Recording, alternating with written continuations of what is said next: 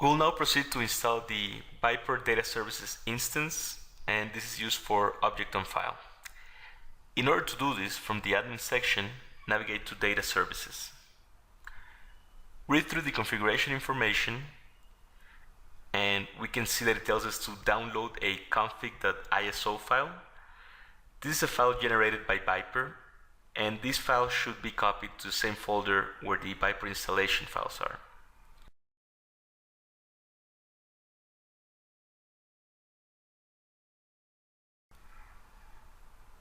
So we log out of ViPR, we then go back to vCenter Server, and again select File and Deploy from Template. We browse for the template and make sure you select the data service.obf file from the installation and click Next to continue. Verify the version of the data service file and make sure it matches the version of ViPR and click Next. Once again, read through the license agreement, select Accept, and then Next to continue. Select the data center where the virtual machine will be stored and give it a descriptive name. Then click Next.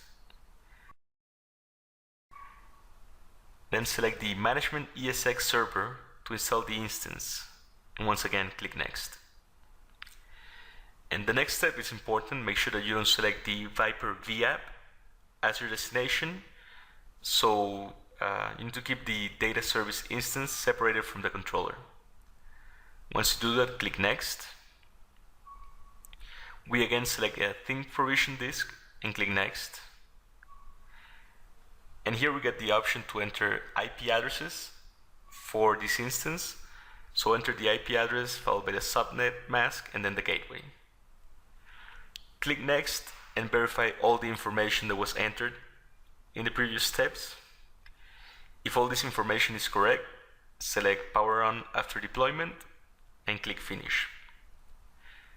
We again fast forward through the deployment.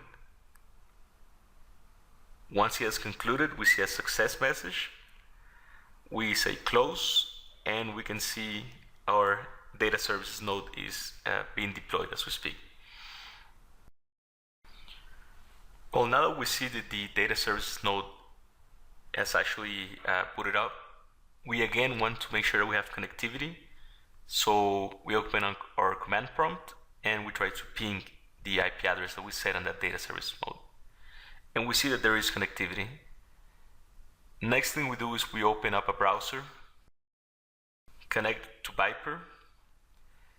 Remember to log in with a new password that was recently changed during the initial configuration. Go to the admin section and select System Health.